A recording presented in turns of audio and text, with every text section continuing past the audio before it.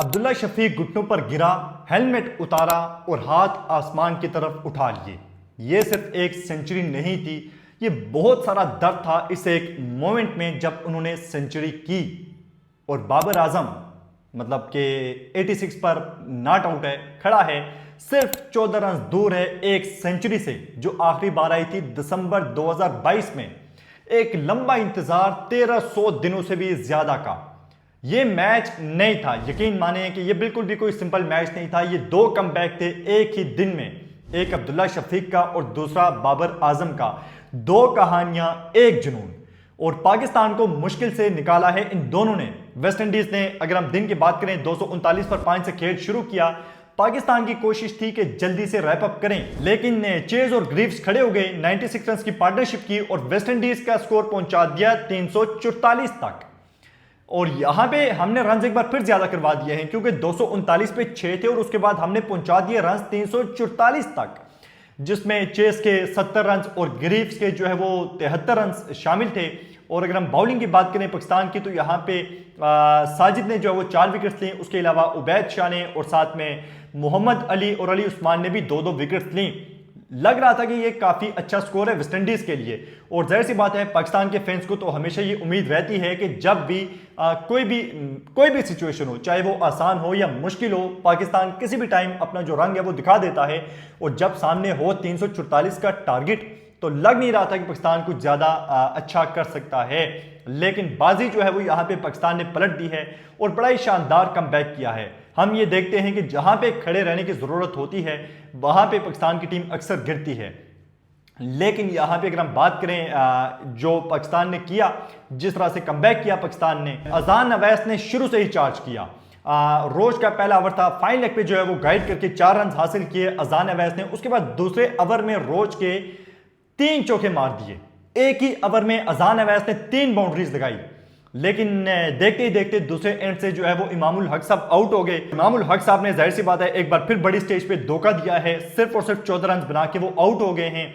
लेकिन अजान अवैस ने दूसरे एंड को संभाले रखा और रन भी बनाए। प्रेशर जो है वो वेस्ट इंडीज पे रखा और काउंटर अटैक किया। जोसेफ की 150 की स्पीड के साथ बॉलिंग वो कर रहा था, लेकिन उसको एक ही ओवर में अजान अवैस ने 4 बाउंड्रीज मारी हैं।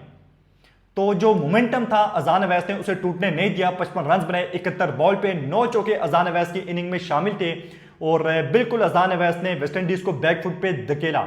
जितनी भी पेस के साथ बॉलिंग आ रही थी, जिस तरह से भी वेस्ट इंडीज के बॉलर्स बॉलिंग कर रहे थे, उसने बता दिया था, बेशक एक यंगस्टर है, कुछ तीसरा चौथा मैच अपना खेल रहा है।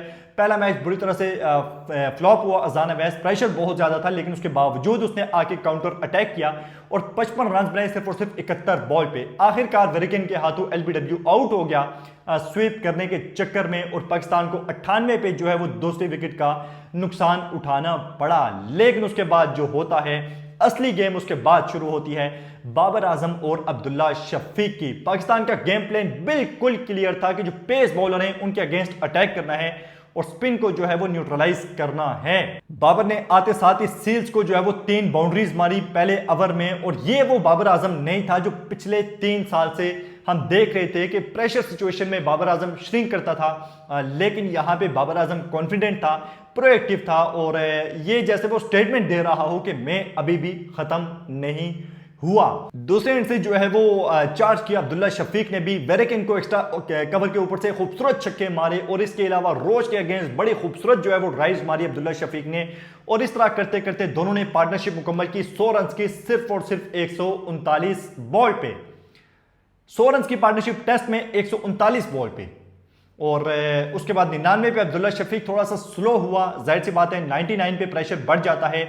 और बैक टू बैक 9-10 बॉलें डॉट खेल गया, जिसमें वेरिकन ने थोड़ा सा मुश्किल में डाला, डॉट पे डॉट, डॉट पे डॉट। लेकिन उसके बाद ओवर की एक लास्ट बॉल पे थोड़ी सी बॉल पीछे गिरी हुई थी, अब्दुल्ला शफीक को चांस मिला कि वो सिंगल लें, क्योंकि 9 से 10 बॉलें डॉट खेल चुके थे।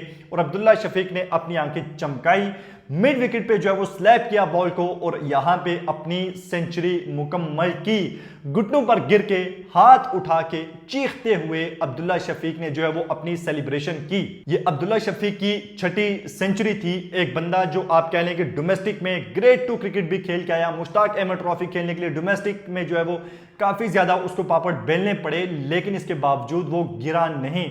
और ये एक इमरजेंसी रिप्लेसमेंट थी, जाहिर सी बात है, अब्दुल्ला शफीक की, क्योंकि लास्ट मैच में हमने देखा कि जो हमारे शान मसूद थे वो इंजर्ड हो गए थे, हाथ पे फिंगर पे बॉल लगने की वजह से, और शान मसूद ने सेंचुरी की हुई थी। तो इस वजह से जो प्रेशर था अब्दुल्ला शफीक पे वो कई गुना ज़्यादा था, क्योंकि जिस प्लेयर को वो रिप्लेस कर रहे थे इमरजेंसी में, वो प्लेयर सेंचुरी कर चुका था। बहुत से लोग तनकीद कर रहे थे कि फॉर्म नहीं है, प्रेशर हैंडल नहीं कर सकता और बाहर का रास्ता दिखाओ इसे।